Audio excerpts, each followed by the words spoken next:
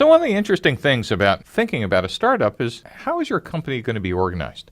And what we now know is the most efficient way to think about all the pieces, just all the parts, is by a business model. And so the next question is, okay, Steve, you just told me to think about a business model, but what is a business model? What are all the pieces? Well, let's take a look. And a business model is how a company creates value for itself while delivering products or services for its customers. Now, if you think about it, in the old days, we'd think about how to organize a company around functional organizations. We'd think, no, a company is about its sales department or its engineering department, and you would draw an org chart. But now we're going to draw a very different diagram. We're going to draw a diagram of how to think about all the pieces of a business. And so let's take a look at these 9 boxes.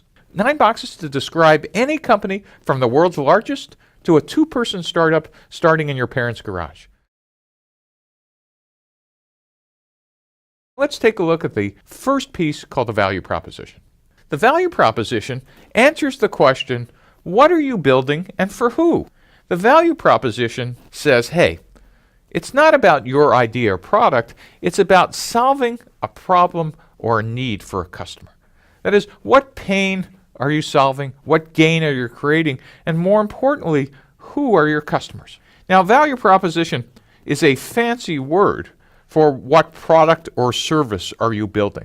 This is where you normally would list all your features and here's all the speeds and feeds and benefits and whatever, but you're really going to be asking a different question than might have been used to. It's not all about your technology. Your technology is just part of the value proposition. Customers really don't care about your technology. The customers are trying to solve a problem or fulfill a need. By the way, we'll be talking about this through multiple lectures. The difference between a problem and a need is, a problem is, I have an accounting problem, or I want to use a word processor. And those types of products solve problems. But there are other things that human beings do, like I want to be entertained, or I want to have a date. Those are some basic hardwired social needs. Or I want to communicate with my friends, like Facebook or Twitter.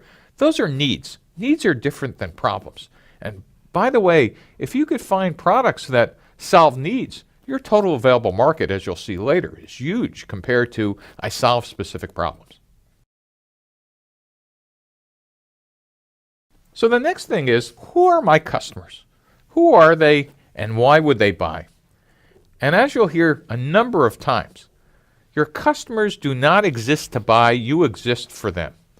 And what you're going to do by getting out of the building is figuring out all their geographic, social characteristics, demographics, such that you actually could draw and put up a picture on your wall of who the archetype is or who the persona is of your customer. And it turns out that in most startups, you might have more than 1 or 2 or 3 types of customer archetypes and personas, but you need to understand them in detail. And there is no possible way you could have anything but a hypothesis on day 1 of who they are. The next is channels. How does your product over here get to your customers over here? And we use distribution channels to do that. Now what's really interesting is pre-1990s, the only channels to get to a customer was a physical channel. That is, you went to a store, you had salespeople, there was physical distribution. But since the mid-1990s, in the last couple of decades, we now have virtual channels. The web, mobile, cloud.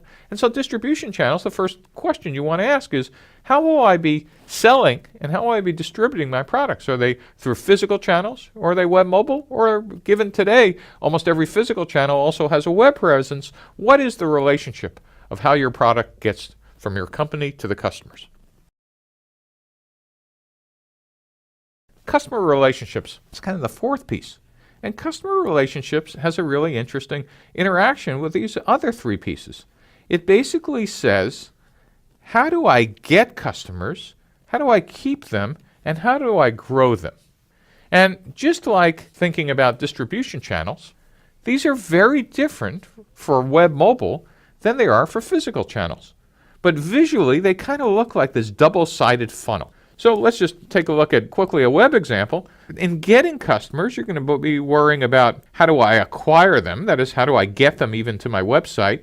How do I activate them? That is, how do I make them do something? And then later on, we'll see after I got them, how do I keep them around? That is, how do I not lose them through attrition and churn? And then what can I do once I have customers to make them spend more money or use my product even more? And so one of the things we'll be thinking about is how do I get, keep, and grow customers? And just like every other step, you might have hypotheses on day one, but you're only going to figure this out when you're out of the building. The next thing is revenue streams. How do you actually make money from your product and service being sold to customer segments? Revenue streams basically ask the question, what value is the customer paying for? And it actually has you think about what's the strategy of how I'm going to capture that value. Is it I'm going to just have a direct sale and it's a transaction based on price? Is it a freemium model where I'm going to give away the product for free and hope that some portion convert later? Is it a license or subscription model? That revenue model is different than the pricing tactics. That is, what is the dollar or pound amount or euro amount that I'm going to be charging?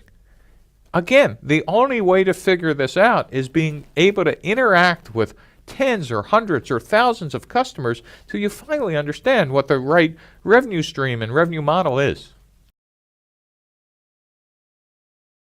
The next piece you want to think about is what are the key resources? What do you need to make the business model work? What assets are important? And what's an example of an asset in a key resource? Well, finance. Do you need capital? Do you need a line of credit? Some assets and resources are physical. Do you need physical plant, like a manufacturing line? Do you need specialized machines? Do you need vans and for delivery? Do you need cars? Is there something else you need? Is there intellectual property you need? Is there patents you need to acquire or protect? Do you need to acquire customer lists? Or is it just that you need to get great people, great software programmers in a specific area, or great hardware designers, or great manufacturing people?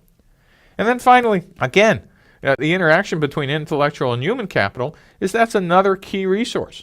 What specifically do you need to do to keep these people, and who are they?